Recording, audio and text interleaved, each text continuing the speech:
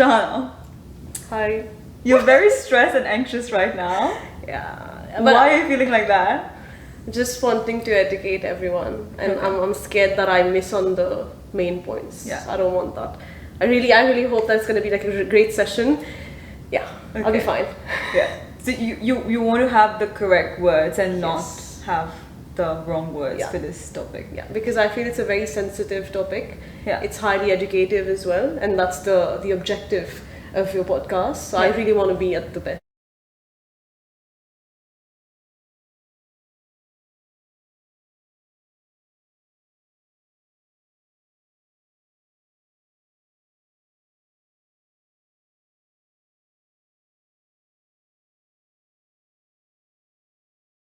I'm sure you'll do a great job. Trust me. Like Thank you. there's a reason why I chose to have this conversation with you. Awesome. And I know that you had a look at the questions. We had a Yes. couple of browse together, and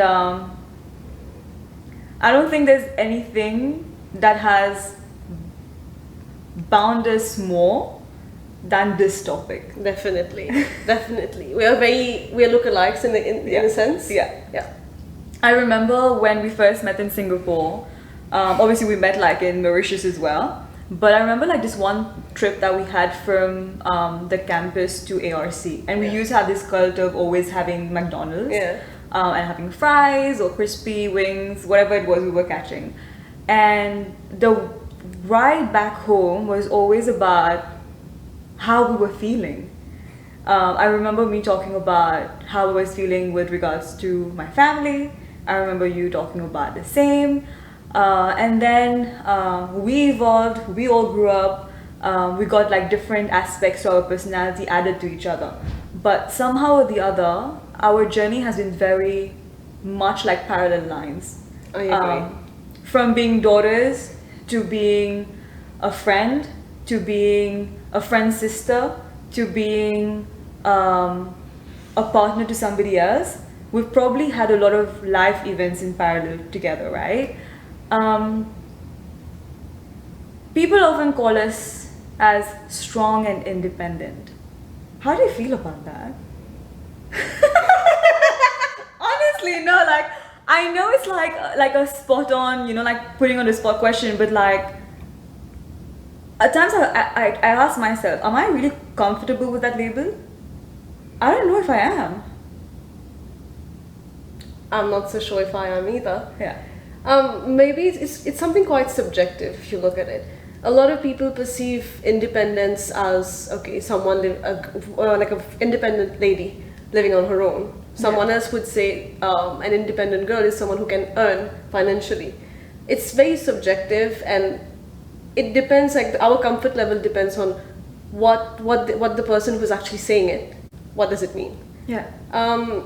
But what do you think would be the general perception behind being called an independent woman? Honestly, I tell you what, I feel like as soon as you put a label of pedestality or superiority on a particular group of people, you're telling the rest of the world that those who are not strong and independent are not good enough. I don't like how putting that label alienates the feeling that, oh, what if strong and independent women are those women who are like corporate, suited? What about my mom? What about our grandmoms? Freaking strong and freaking independent. Like, what the hell is being strong and independent in the postmodern world? Like, what about the heritage we have as just being women? Yeah, that's true, because you would never say an independent man. I haven't heard that. I don't think people who are watching us have heard about that No. either. I guess I'll be more comfortable just being called I'm a woman, That's it. and I'm happy to be a woman. That's literally it. I had a little bit of a reflection a couple of days ago, where someone called me brave, and I was like, I just was taken aback because I never thought I was brave. I think in a lot of situations I'm not a risk taker. I'm not necessarily always 100% assertive. I don't think that I've done something as requiring bravado. I'm not a soldier at the borders, But I thought that the fact that they were calling me brave was a way for them to validate their laziness of not doing enough, of not being enough. No, I'm not brave. I'm just doing something that you wish you could be doing, but you're choosing not to because you'd rather be lazy. Yeah, because that's coming back to that corporate world thing. A lot of people perceive independence in women as being, as I said, financially independent, being in a corporate world. Again, coming back to that point, like look at our mothers. Yeah. Okay. They are homemakers. But still they are independent. It's not like my mom. She raised us all alone, 5 kids. And on the other side, there's me. I'm 25. I'm not married. Happy. I don't see myself being a mother. Yeah. Not so soon, but still I am independent. So as I said, it's very, very subjective, and I would be happy to just be called a woman, because we are all doing what we can, what we feel is the meaning of independence. So let's not tag people, I would say. Tagging independence is too subjective. That's very true. And you know, at the same time, I feel that and we might probably go a little bit dark over here, and they're very sensitive topics as well. Rape within marriage, miscarriages. Are women not being brave and strong since the dawn of time? We've always been with like these situations. There are so many brave women who never got the opportunity to voice out, to say that, okay, this is what happened to me. But, maybe they were not even given the opportunity. Yeah. That's another thing. Yeah. Or I have known cases where women were not happy, they accepted their fate. Being in like these, I know some cases where there's like rape within marriage. Yeah. Very close people. But they were fine with it. They didn't come out to say, okay, I was brave enough to tackle it. To be okay with it. Yeah, this is... No, for sure. There's definitely something that is worth mentioning still over here, because in honor of all the women and transsexuals and people of color who fought for the feminist movement, to just think that taking the word independent too much for granted might be an insult to their movement, to the movement that we are part of as well. It's not about having a complete dissociation towards the word independent, because definitely that was a fight that we had to do. Women were not even considered as human beings per constitutions across the world. That's not to be taken for granted. But to use independence as a terminology to try and segregate and valorize a capitalistic notion of being a woman today is not fair on the heritage that we've had as women every single lifetime. Yeah, I definitely agree with you on that. Coming back to that point, like women has been seen, like we've seen a lot of cases where there's been objectification of women. Okay, maybe some of us, maybe one of us, we've had those situations where we've been told what to do, where we've been told this is the right thing for you. Yeah. Sometimes even by our parents, by our families, like it comes to us. Not saying that they are when people are telling us this is right for us, it doesn't mean that it's not. But we have the right to know what we like, what we want. Yeah. But objectification of women has always happened, and it's there, it's pretty rampant. And as long as we don't get the opportunity to voice out that this is happening and call out and stop these things, it's just going to keep on going. You know, I find it very interesting that you broached the topic of objectification within the realm of strong and independent women, because, and this might come as a shocker to anybody listening in, but calling women strong and independent is a way of objectifying women. Yes. And I actually want you to like to share a bit more on that, just because we've had this conversation a couple of times in the past, but that's exactly why I want us to talk about this for people listening. How being the typical strong and independent woman has become this playing field for a lot of alpha males to think that, oh, if I've dated that girl, that independent, go-getter, extroverted girl, I'm an alpha male. I want it. It's a lottery ticket. Tell me tell me what you think about that. I think it's like a trophy for them. They look at I'm going to use the word independent for them, the independent women, as being, okay, if I can get her, I can get anyone else. Yeah. I can get anything done. Yeah. Because it's very like, it's their insecurities when they are able to get an independent woman. It's like, okay, Catch. there you go. Yeah. Their insecurities are gone. So it's something that I've seen. I've had one situation like that where, so I would say my first how do I say, love partner, yeah. He with a lot of love, a lot of warmth, he tried to manipulate me into doing what he wanted, what he thought was, okay, this is an image of a good girl, of a good woman. And honestly, sometimes I do think, like, why did I say yes to these? I was agreeing to that. But now when I think about it, years after, it's been like 7 years already, Yeah. I was being manipulated. Yeah. I was being treated as an object. And with all warmth, like, it comes in two sides. It can be with violence and it can come with warmth. It's just about how we can perceive that. Yeah.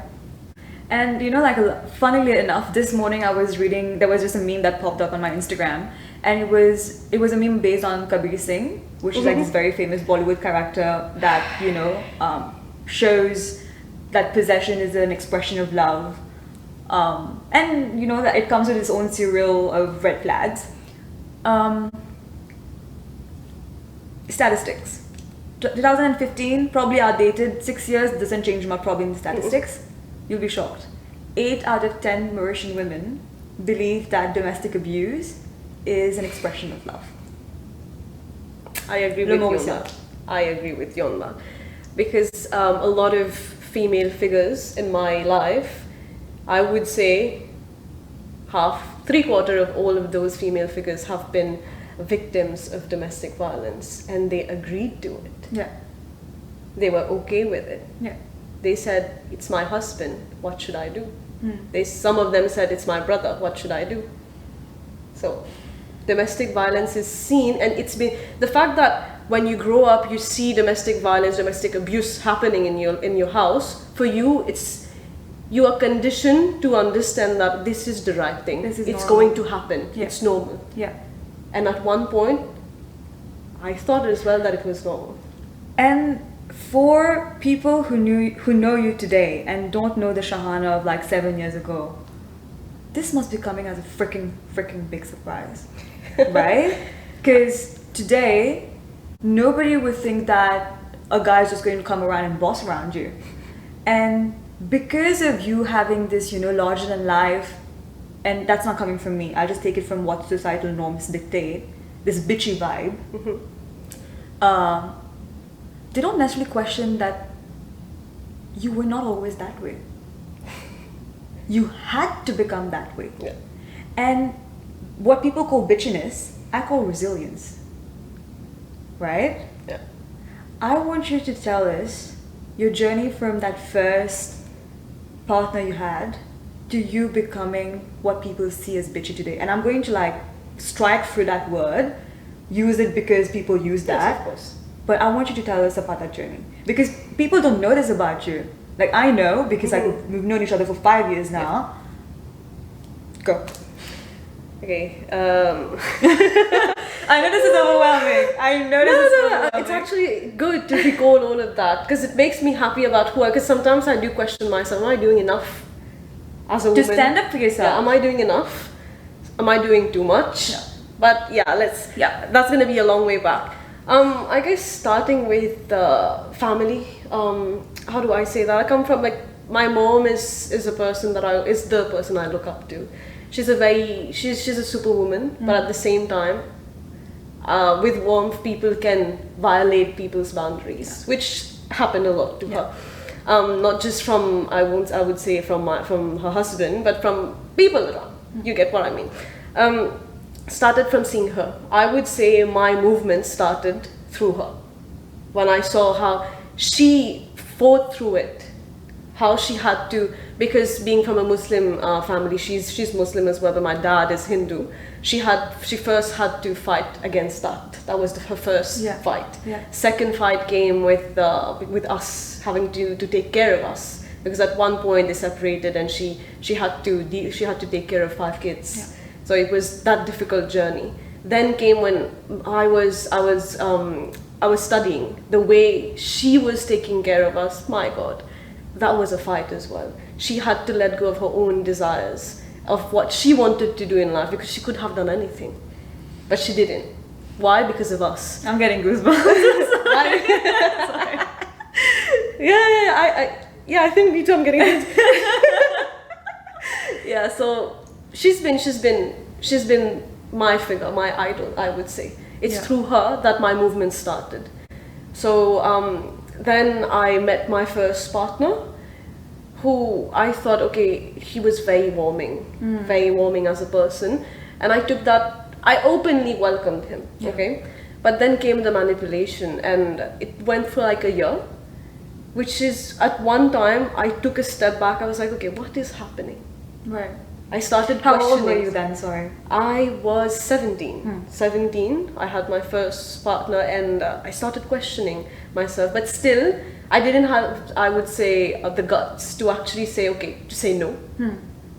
And at that point, most of the Mauritian people that I know, consent is not a thing, was not a thing at that time. We're not educated on consent. Yeah. Like, no doesn't mean no. Yeah. Okay? So even like, so when that started happening, still I didn't have the guts to say, okay, you have to stop what you're doing. It took a breakup for me to actually start knowing, okay, I need to learn how to say no. I need to start putting boundaries. A lot of the girls in our generation, they don't know what boundaries are. They are not aware that you can say no. Yeah. Okay? But one more thing I would like to point here, sometimes when you say no, guys, I'm sorry, not guys, but people will keep on pushing you until you give that yes. That pitiful yes. Go on. Okay. This is a very good moment. Go on. That was the first one. Second one came when like my movement continued from there. Yeah. With the people that I had in my life, where I was being told, I was insulted by a family member, Right. telling me that, yeah, you keep on being a bitch. Right. Just keep on being a bitch. All I was doing was I was walking on the street alone. So I was not allowed. I come from And it was the Creole version of the Creole version of it. Yeah. And it's very insulting. freaking vulgar. It's very insulting. Yeah. Hearing that from a family member, and for what? Just walking alone on the street. Come on. So Yeah. that's when the rebellion came in. Yeah. Whatever I was being told, I was doing the opposite. My movement was that way. I won't say it was the right way, Yeah. but I was pushed to be like this. Hearing insults from family members, having your heart being broken by someone who manipulated you for a year. That was my second one. Then came when I had to come to the university. So I won't say, it's not something that I can confirm because I cannot make accusations. Maybe I was being, someone was trying to not let me be educated, to have my tertiary education. Because like the more educated I would be, the more independent I would be according to them. And apparently the higher standards you'll get. Yes. So that was, I know how difficult it was to fight to be able to come to the university. Yeah. It was so difficult. It was a miracle. I normally, like, people won't say like miracle doesn't exist, but yeah, that was a miracle. So when I got out of there, I was a different person. It was a matter of, I would say, 6 months where everything happened. Changed. I was in Singapore. When I was sitting in Singapore, I was like, am I really here? Yeah. It took me a while. Like the minute I went into the dorm room, I cried because I'm here, I'm finally here. I was able to do something out of it. Yeah. As you said, people now when they look at me, they would just think, they might think everything has been easy for me. Privileged. No, I'm not a privileged woman. Yeah. That thing I'm not. Yeah. I've fought a lot for who I am today. Yeah. And I know I have much more to fight for. Yeah. And I will. I definitely will. Yeah. Power to you. Power to us. To us, yeah. Honestly, because like we know a lot about each other, including Umika, our third, partner in crime. Far too much. Yeah. To actually sort of add to what you were sharing, I think stepping away from an environment that can clip your wings, which was obviously our college journey, Yes. started to get us empowered in ways that we'd never even thought we needed empowerment for. I'll tell you like a very simple example. Like with a couple of other girlfriends. I never ever dared wearing a bikini in Mauritius. I didn't dare yet. It's just to say that that simple act of courage was actually an act of courage. You know, like the way I see it, because like I never thought that wearing a bikini would be a moment of empowerment. I never thought that being able to take care of myself would have translated into a moment of empowerment. Especially when, you know, you're sort of sent abroad or like sent out to kind of like fend for yourself, and there are so many people probably doubting things. And at times you even get to hear things like, "She's a girl. Why are you sending a girl abroad?" I've had a similar episode, if I can add in here. Once one of my family members have been approached by an individual, and the person said, "You have the last daughter of your family abroad." You know, according to like this is a religious belief, like a lady, a single lady, is not supposed to be alone without like a male companion, Right. like a male family member. It's either by her husband or her brother or her dad. Yeah. She has to be with a male person Right. at all times. And like that was, I think, I was happy to hear what my family member actually had to say. Yeah. She does what she wants, Yeah. and she knows what she's doing. She can take care of herself. Yeah. That was one of those times that I felt there. I was like, okay, so my movement did bring a change, Yeah. because that same person would have said something like otherwise. If I had been there, Yeah. it would have been different. So that was like a thing that I wanted to add here. Okay. It's being told what you have to do, what's right because you're a girl. Neither of my brothers were told what to do. They were told, you go have fun. Yeah. That's what I've heard for all males. Did you ever hear anything like that? Being told to a male? I mean, to be fair, I'll tell you something. Like, I think I fairly come from a very unorthodox family, and even in that liberalism, I felt a certain level of double standards. Not from my mom, not directly from my dad, but from relatives. Yeah. I've always felt that I'm not even sure if I want to talk about it, to be honest. But I have felt that the fact that I wasn't a boy who was achieving, for some reason I wasn't adding to my family surname. Like my surname would change someday. We probably shouldn't celebrate her achievements. Okay. I have once been told by one of a close person to me, I would say an elder person, that the right place of a woman is in the kitchen. I remember you sharing that, yeah. And when I heard that, I couldn't say anything because it was an elder person. It would have been seen as very disrespectful. Yeah. But the anger I had at that time. Yeah.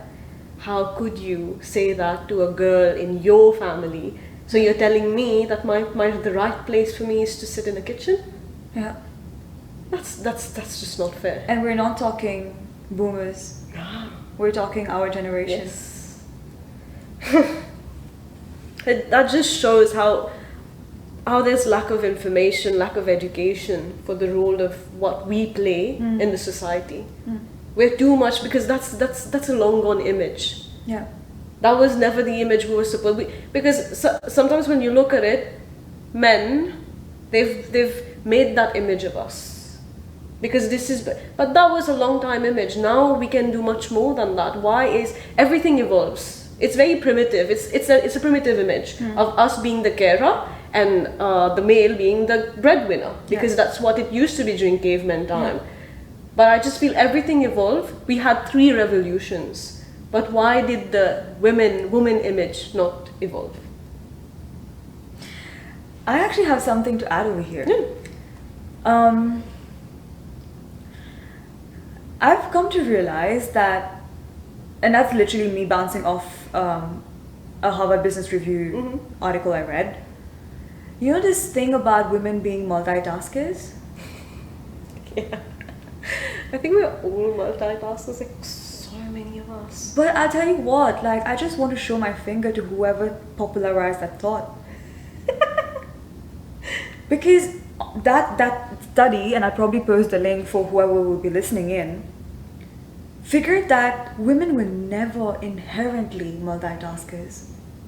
We had to become multitaskers because we had no other options.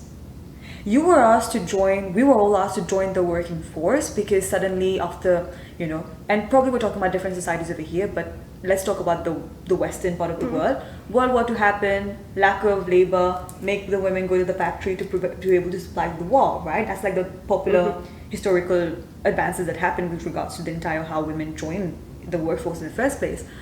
But when we look at the postmodern world today, there's a popular Ken Brown sociology concept of women doing a 3:1 work ratio as compared to men, because you don't only go to work, like corporate work, whatever it is, or probably even working in like any income remuneration oriented work, childcare and housework, 3:1. And we do recognize that, okay, fine, there are probably more postmodern men today helping out in household chores and taking care of the kids. But like I was saying before, calling me brave is equals to making sure you're calling yourself lazy as well. You calling a woman being a multitasker is you coming from a position of privilege, because you were never in a situation where you were obligated to multitask. If men found themselves, and that was from the HBR review, in a position to actually be forced to multitask, even men would be called multitaskers today. And at the end of the day, I feel like the concept of the strong, independent woman is another product of patriarchy. Yeah, women are eventually slaves of the system yet again, so to say. We are convincing ourselves that we're being strong and we're being independent. We're convincing ourselves that we're out there fighting the world, grabbing, like the world by its balls. At what expense? And one more thing, we're being told that we are being conditioned to celebrate that we are multitaskers. Yeah. It's we're literally like animals in a butcher factory, and the saw is in our hands.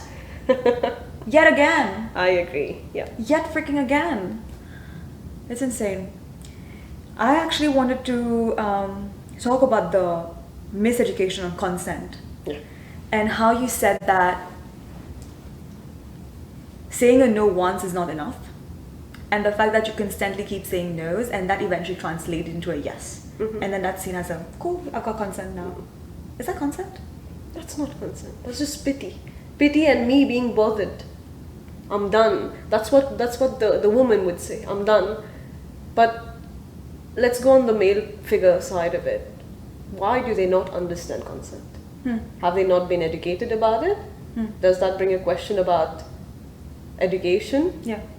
So what is the problem then? Why is it like when a man says no, like for example, in very traditional families, let's say for in a couple, very traditional couple, it is said that the woman has to ask permission. Why is it when the male figure the husband is going to say no, we have to be okay with that? No? You and I, including a couple of our other girlfriends, have developed a sense of being perceptive to sexism. So much so that whenever there are group dynamics happening around us, we sort of figure out that, okay, that was a sexist comment. That was a sexist moment. They're indicative of red flags. Not everybody first sees the sexism or the misogyny or is educated to know that this moment or that comment was a sexist one, right? It puzzles me. Why are you so perceptive when it comes to sexism? As we said earlier, like both of us, and as you said, a couple of our girlfriends, we have that sexism radar always on. Yeah. I think it can be, we can put that towards our previous episodes that we've had where we never said anything. Yeah. Like we've been victims of these kind of situations where we've seen or people doing like acts or saying things that are very sexist, which is why it contributes to us observing more than others. Yeah. That's one thing. Second thing, like I've had a lot of time to observe. I've had a lot of people around me to observe, which is why I know when something is sexist. And most of the time we do call outs, but that is definitely something that is related to the things that happen to us. Yeah. Like I guess you would agree with me, because you've had episodes like that happening to you as well. Like for example, the bus situations. Oh, huh. Like being in like a relative family settings, being in a friend settings, we've had that a lot, which is why I think it contributes to our observation skills and us being very familiar to this. Yeah. You know, the fact that we observe and we are very perceptive doesn't mean that we have not been victims of it. It actually means the other side, that we have been victims of these kind of situations. Yeah. I will have to admit though, I'm not sure how many times I have or have felt comfortable calling out sexism. I don't think I do it, or if I do it, I don't do it enough. So I'll tell you what happened when we were in Singapore. We had, like, especially me, we had like this particular group of guy friends, and I think both you and I, we share a similarity where we've always had more guy friends than girlfriends. And that probably comes with the fact that we have a certain amount of masculinity in us, which means that as much as I will probably spend time with my girlfriends, a lot of my girlfriends are also very heavily masculine, the ones that are really close to me. Or then I just end up spending a lot of time with my masculine friends, guy friends probably. They put me in a very dicey situation in Singapore where I started feeling like calling myself a feminist was disrespecting the male population. Yes, it is perceived like that. Yeah. Like, I don't know why it's given a very negative connotation, being called a feminist, feminazi. Why, like, when you hear about it, especially from a male figure, it comes out very negative. Like, there's nothing negative about it. No. And I don't know if you remember, but we had like a common person in our life where when we literally asked him, are you a feminist? He went a little bit berserk and he was like, I'm not really sure what to say. It's such a political word nowadays. I'd rather not call myself one. I don't know if you recollect who I'm talking about. Yes, I do. Yeah, okay. I could see it. Because you were right there when it happened. Yeah. And we have another friend of ours, younger to us. And I've actually like he was part of the group that kind of like made me doubt whether I should call myself a feminist back in Singapore, which was like 4 years ago. And he was like, yeah, I believe in women equality, but I don't see why I should call myself one. And I've had like this huge amount of like, should I put that label on me? It seems to make men uncomfortable. Should I accommodate my space? And all of that kind of like confusion as to like, is being a feminist that disrespectful, or is it because they can't handle the simple definition of what it is? I guess this is where we can include the male ego, because it does get directed towards that.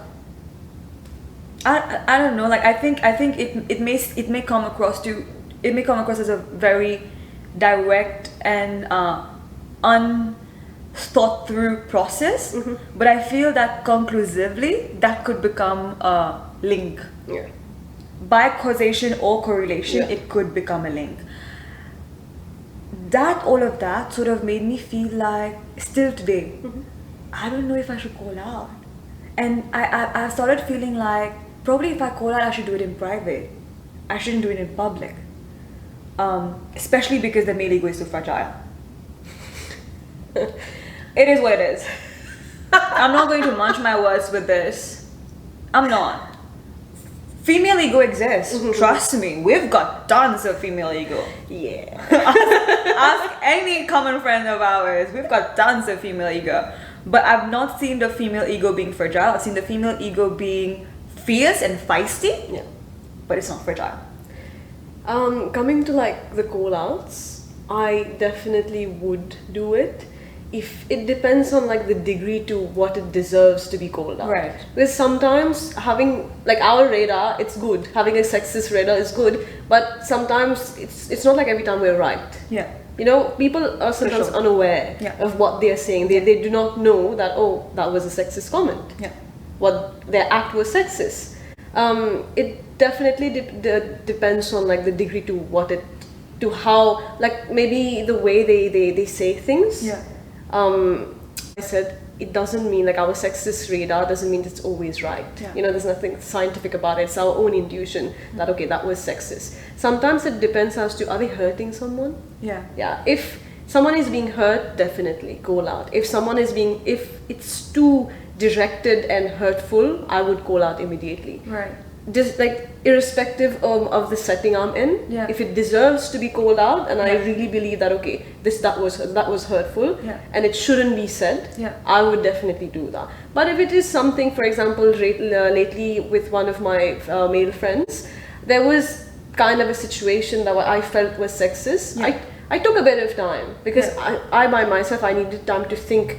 Does it deserve to be called out? Yeah. So that's why I took a week to actually decide, Yeah. and eventually I did have a talk with him, Yeah. and it came out really well because we were out of the setting. Right. I had time to definitely know, okay, is it what I want to do? Is it what has to be done? Yeah. So that is something that we should definitely look at. I really appreciate you saying that, because I think 2 weeks ago I found myself in a situation where I very unfortunately called somebody out in public, and I think what you're just saying has a lot of power, because that moment taught me that, like, at times if I'm unsure whether something deserves to be called out, just be in the moment, take it away with you home, process as to whether you should have had, and the person is always going to be here hopefully for you to kind of like, you know, have an extended conversation with them. Definitely, and it worked because my male friend did welcome my feedback, Yeah. and I'm pretty sure like he's putting it into practice, like and I'm happy about it. Yeah. That was a good decision. Always see to it that evaluate the situation, Yeah. assess what needs to be done. I should also add here, Shahana, because I know who that friend is.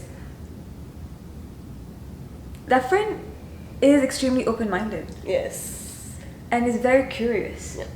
and is okay with receiving feedback. Yeah. That's another thing that we have to consider. A lot of people, not just men, are not okay receiving feedback.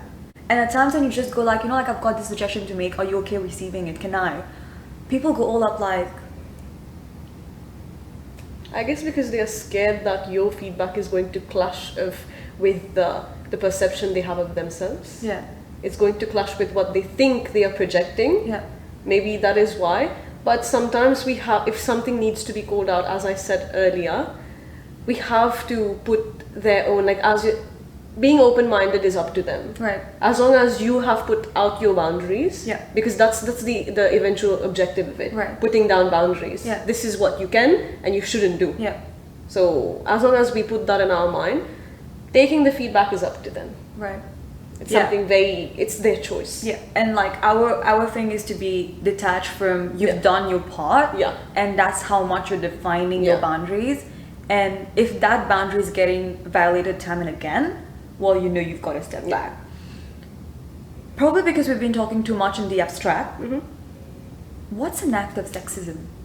A very small, simple one that we do notice in our everyday lives, but at times you don't fully think it deserves to be called out because it's so tiny. And it keeps happening around us, whether it's through mansplaining, whether it's through talking not talking over. Yeah. And we've seen that happen in our A lot. circle quite evidently. For you, even if something is not meant, let me actually let me just like retake this, okay? At times, women themselves are not aware that one, there is sexism happening, or there's a certain amount of misogyny happening, and they probably let it go under the banner hood of we're in a relationship. Yeah. A lot of people believe in compromise in relationship. Fair enough. There has to be a mutual give and take. There's a certain extent of, like, I'll be this is the version of myself that I'm bringing into the equation. But bringing a version of yourself into an equation, bringing part of yourself, or bringing the full of you, the complete of you into an equation, how much does that mean that you have to trade your self-respect? Yeah. And how do you ask for self-respect? Like, I go ahead. I want you to tell me about it. Okay, I don't have much example for this because I've always been very upfront as to this is what my expectations towards me being a girl, a woman is, Yeah. and I will not compromise on that. Yeah. I can compromise on, okay, let's go somewhere together, but I can't Right. compromise Yeah. you telling me Oh my you're God. a woman and you Yes. can't do this. Yes. And because when I took the word compromise, like I really pinched my words there because I don't believe in compromise in relationships when it Yeah. comes to values. Yeah. Values and principles is something you cannot compromise on in a relationship. Definitely. Compromise on food?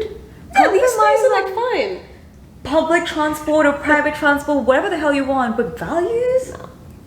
Like there's that major part of mindset here, Yeah. which is when we get into a relationship, I always see to it that my mindset, Yeah. along with my male counterpart, it Yeah. aligns. Because if it doesn't, there will be compromise that's Yeah. going to be asked when it comes to values. Yeah.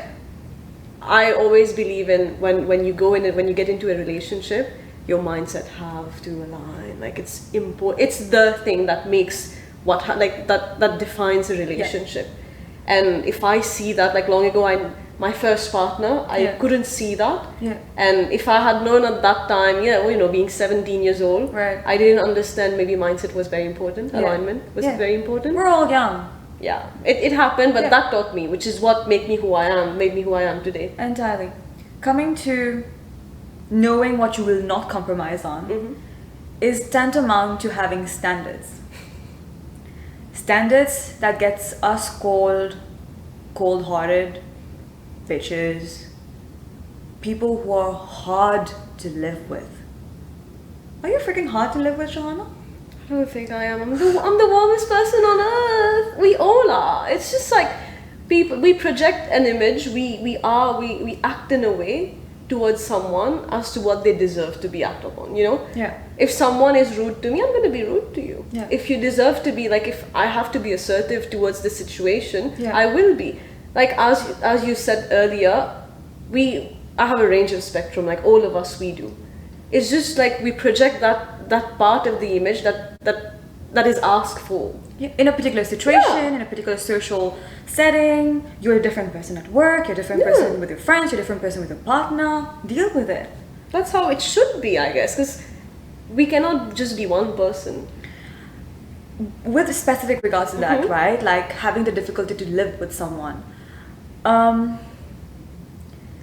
We've had people tell our partners, each of us, that, oh my god, how the hell do you live with her? Like, she's so opinionated, she's so strong, she doesn't seem to be the flexible kind. I don't think my partner necessarily in themselves has an amount of alertness or consciousness, like being very conscientious that, oh my god, like how am I going to deal with her? Other people Yeah.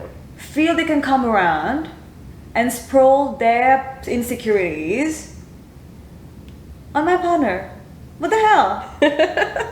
I am pretty sure like these things must have happened in my case as well. But one thing that I'm grateful for being like my current partner, he celebrates the person that I am, which is why I guess we are together, which is something that should happen. Like being difficult doesn't mean she's unlivable with. Like, so what? I'm difficult. Then what? Yeah. But I tell you what, I don't think it's about being difficult. It's about having a mind of your own. Yeah. And knowing what you want. And I tell you what, everybody is hard and difficult for anybody. You just need to find the right person or create, but that's the vocabulary I use. I prefer creation over finding. The person or the partner or the group of people, the group of friends who are willing to hold space for you. Yeah. Because anybody can be hard for anyone. I have once been told that one of my male friends told that I think you would be one of the most difficult person to live with in my elderly ages. Right. I so wanted to respond at that time, but since the situation came, I would like to say something about this. You know, sometimes we are looked as being hard to live with, difficult to handle, because we don't say yes to everything that male figures say. Yeah. Because we know how to say no. Yeah. If that means we are difficult to handle, I really think our male figures, the male friends around us, they need to question the way they look at us. Yeah. They really need to question that. Yeah. I've had someone who once tell me, and this is probably more materialistic, that, oh, you would be such a high maintenance girlfriend, you always get your nails done. Bro, am I asking you for money to get my nails done?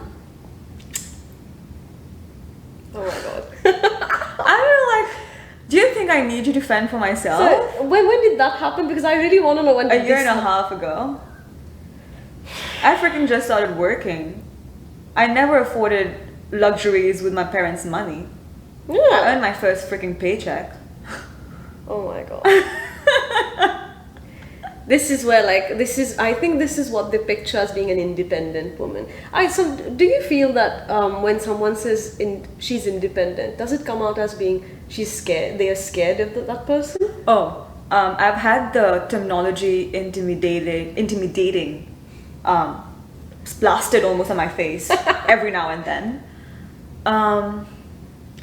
You know, so funnily enough, whenever I talk to my students, I mean, I like to see them as my younger friends. Can you believe, like, you're a teacher? I still don't see myself as that, but that's amazing. More companion, more companion.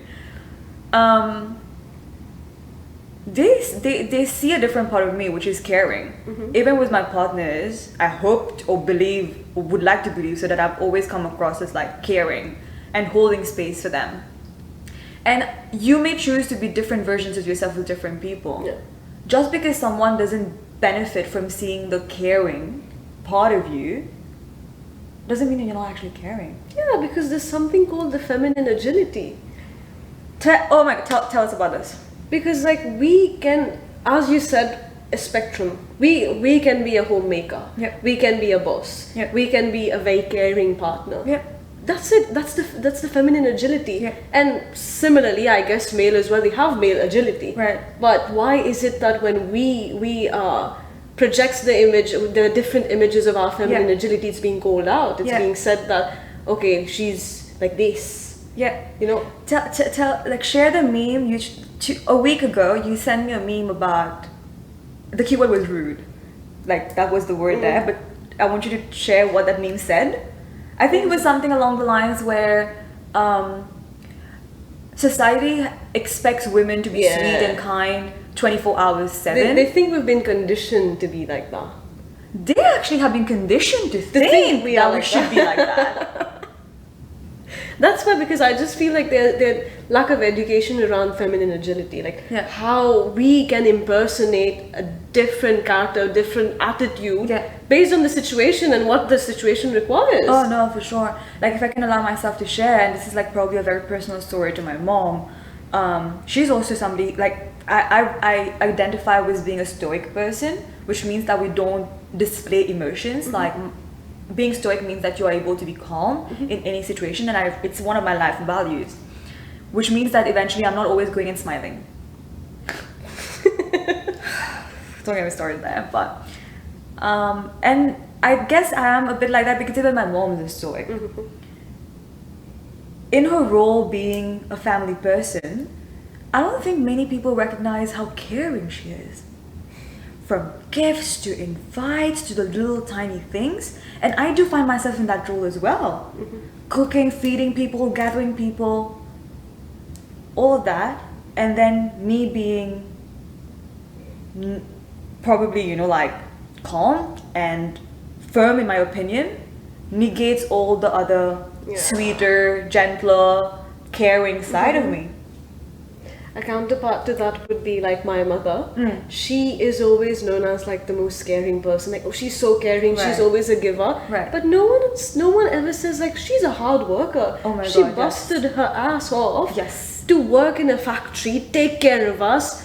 I don't even know when did she used to ever sleep. When did she used to sleep? She had 5 kids to take care of. She would go in the morning and then come back, cook food, take care of us, wake up early morning, get me to go to school. But what about that part of her?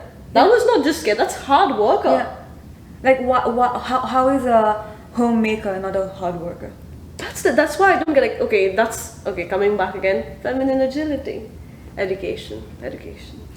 Coming on the topic of, you know, homemaking.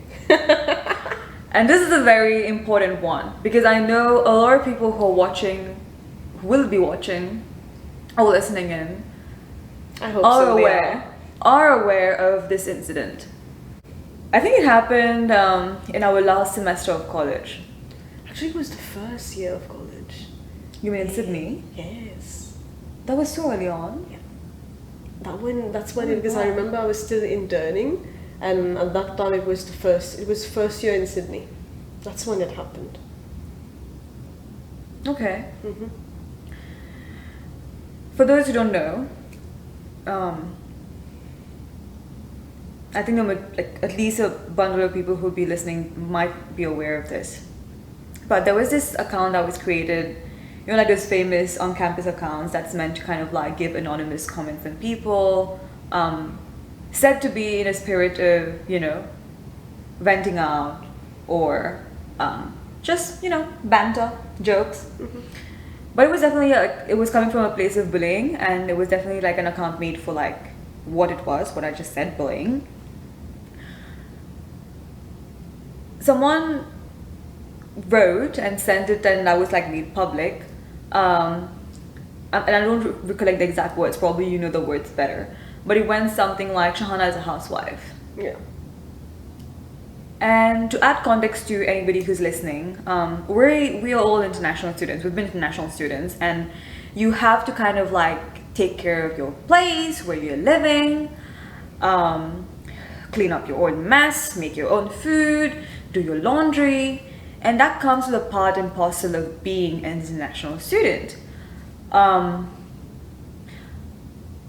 not sure if the fact that we live with other people as well kind of puts that comment into more context, because even my room is extremely unclean, okay? Like I don't give two shits about my room, but if there are people coming over or the living room in general, it's a sign of respect when you at least clean up the living room, right? It's a very Mauritian thing as well. And I think it was coming from that place where, you know, you're always doing so much things in the house. How did you feel in that moment? Honestly, when I first saw that, I remember I was having a nap and I woke up, and actually one of my female friends took a screenshot and sent it to me, and she was like, I think it was expected that I would blast, right? Because at that time it was, I looked at it, I honestly felt angry, frustrated about it, not because I've been called like, okay, housewife as in like a submissive way, but the term that was used was wrong. I would have been happy if someone has said it was written, Shahana is a homemaker. I would prefer that term. I was happy in a sense that, okay, finally someone saw that, okay, I can be caring as well. Right. But it's just housewife is too much of a submissive term. Yeah. I was not happy with that. Yeah. I definitely took actions. I got Omeka to get involved to get that thing taken down, because irrespective of that comment about me, it was that account was, how do I say that, calling out a lot of females. Right. It was too much directed towards our female friends. I think even Omeka got a comment. All the comments, like I would say 3/4 of it was directed to our female friends. And why? Why was it just for us? Yeah. Why not for male friends as well? But coming back to that comment, as I said, I was not angry. I was being, it's fine. I'm a carer, I'm a feeder, and I'm happy to be that. Right. Because I do it for people who deserve it. Yeah. You know? But it's just, maybe I would have been a bit happy and not angry and frustrated if I was called a homemaker. Because there's nothing wrong to be a homemaker. There's nothing wrong in that. Yeah, for sure. You know, like with regards to that, the fact that it definitely didn't come from a nice place, whoever wrote that comment, right? And I actually see a lot of power in that. Like, you tell me a grown 23-something-year-old you were then, taking care of not just yourself, but of someone else, of other different people coming into your household. If that's not meant to be celebrated, if that's not meant to show your own keenness, what was that meant to show? Right? Yeah, I'm pretty sure that person who wrote it was trying in their way. Maybe for them it was insulting, but for me it wasn't. It definitely was not. It's very interesting, like how you say that term was being used like as an insult.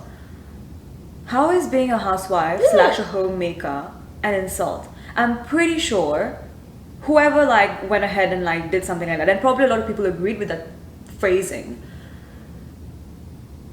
it's homemakers who brought us where we are today. Yeah, of course. And maybe the image that people see of me, assertive, a bit too bossy, maybe for them that was a way for them to insult me, because being bossy for them cannot be placed on the same pedestal as being a housewife / homemaker. Yep. Why not?